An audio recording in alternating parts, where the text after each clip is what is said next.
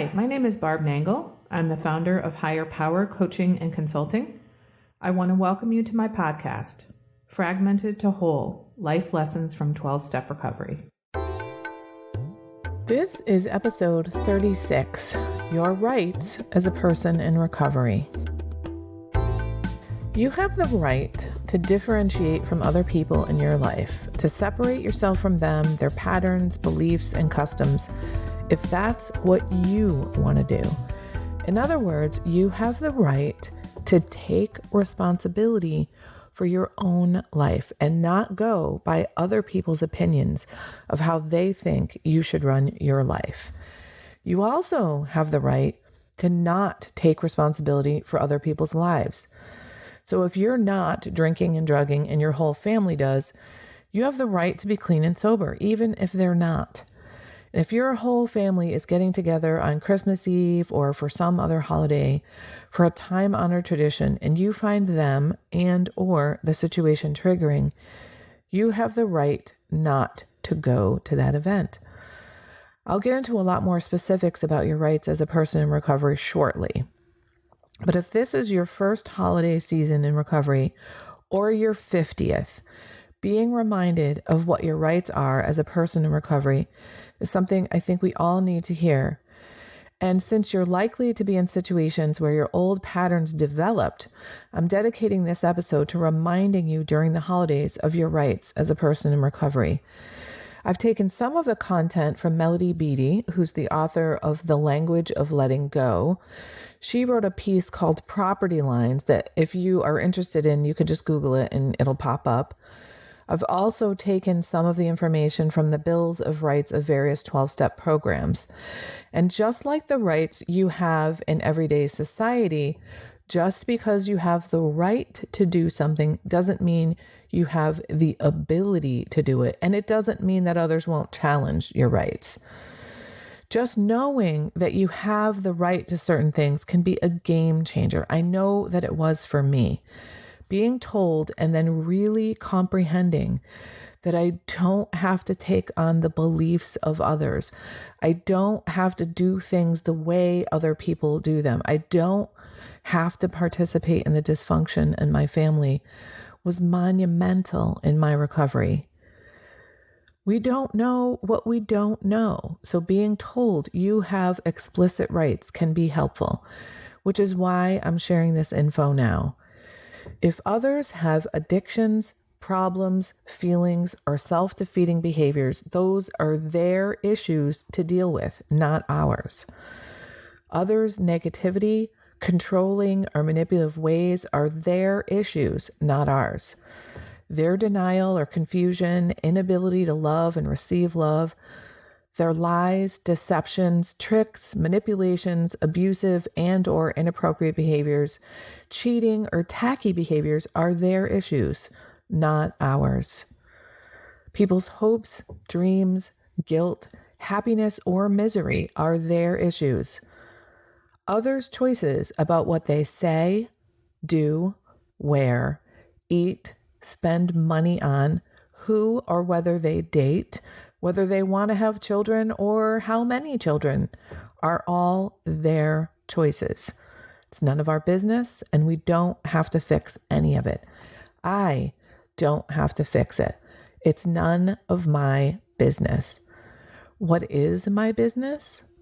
My behaviors, problems, feelings, happiness, misery, choices, and messages. My ability to love, care, and nurture or not are mine. My thoughts, denial, hopes, and dreams for myself are mine. If we allow people to control, manipulate, deceive, or mistreat us, that is our business. And if you've realized as a result of your recovery, you've been allowing people to treat you poorly, that's not an excuse to further beat yourself up. It's something to look at and work on changing. It's info, not ammo. That is, it's information to know about yourself so you can grow and change, not ammunition with which to beat yourself up. It's info, not ammo. If you've been allowing people to treat you like shit your whole life, but then you've been blaming them for being assholes, then your part in that is that you allowed it. The work of recovery is in learning how to undo those dysfunctional patterns. And that's where the 12 steps come in. Now, back to your rights as a person in recovery, or really as a human being. You have a right to develop as a whole person emotionally, spiritually, mentally, physically, and psychologically. You have the right to grieve over what you didn't get that you needed or what you got that you didn't need or want. You have the right to follow your own values and standards.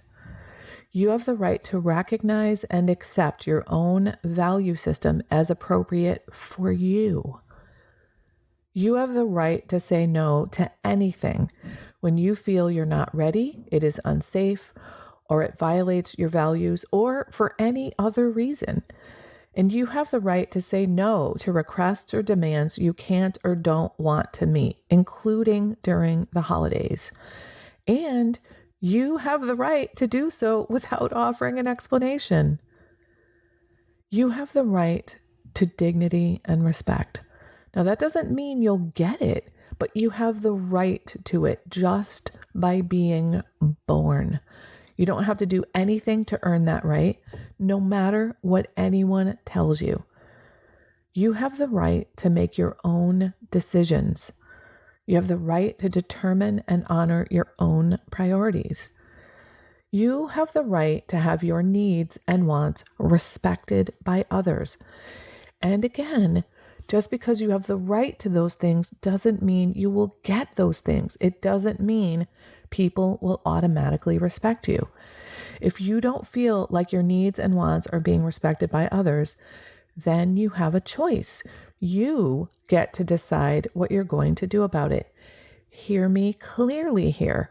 What you are going to do about it, not what they are going to do about it. Remember the spiritual axiom, if I am disturbed, there is something wrong with me, which doesn't mean nobody did anything. Maybe they did. But if you're disturbed and you want to be undisturbed, then you're the one that needs to do something to get yourself to be undisturbed.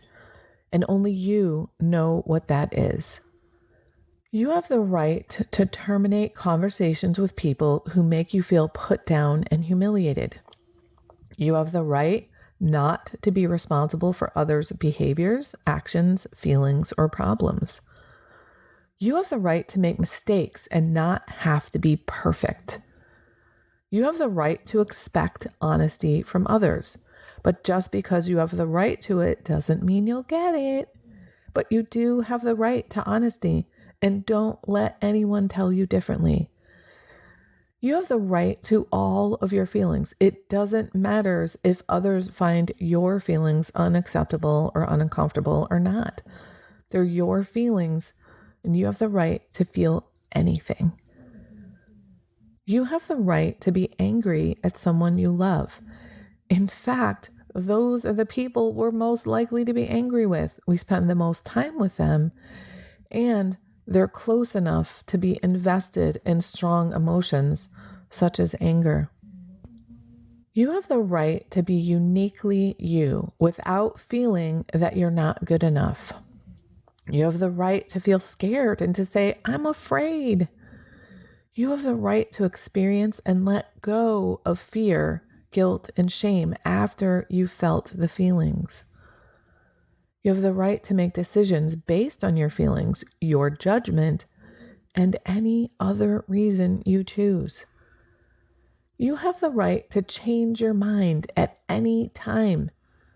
You have the right to be happy. You have the right to stable, healthy relationships of your choice and to be in non-abusive and healthy environments. You have the right to your own personal space and time needs. You have the right to be relaxed, playful, and frivolous.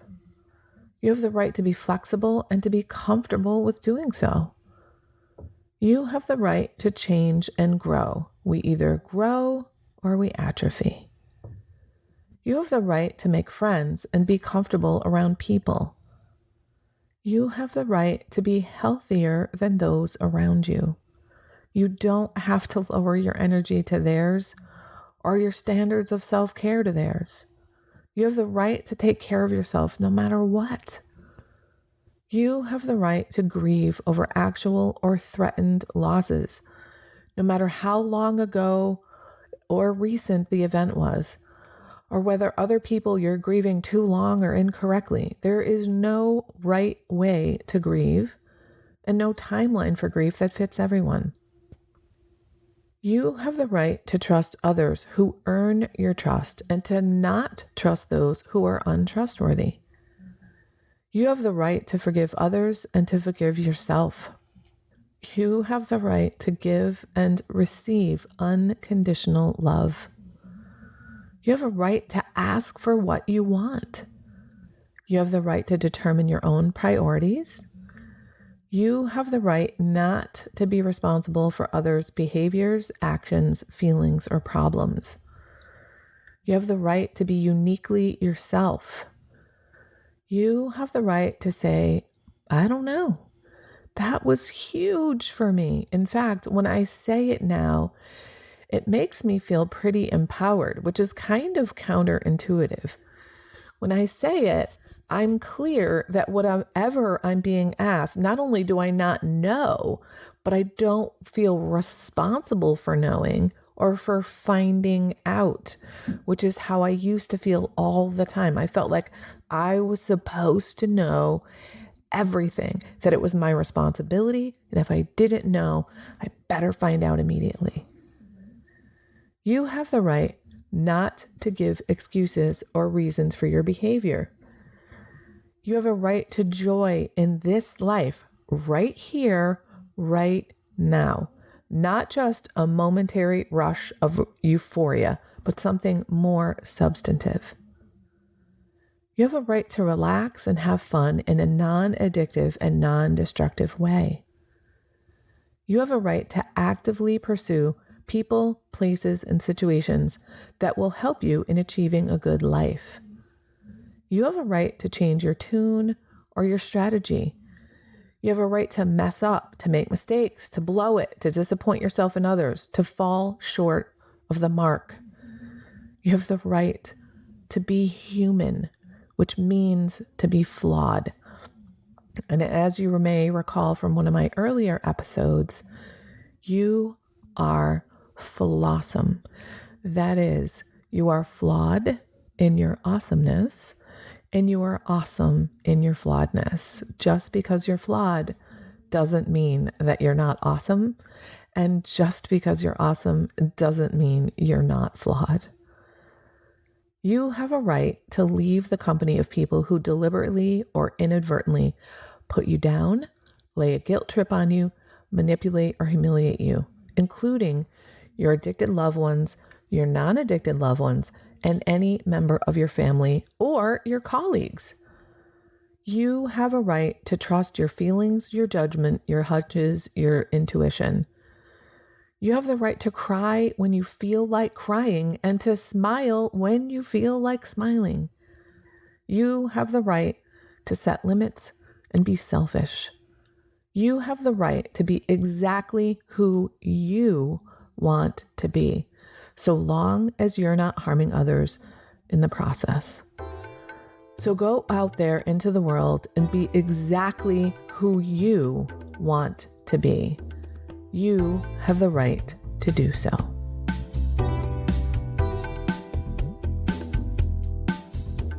That's it for today. If you like what you've heard here, then you just might be interested in private coaching with me.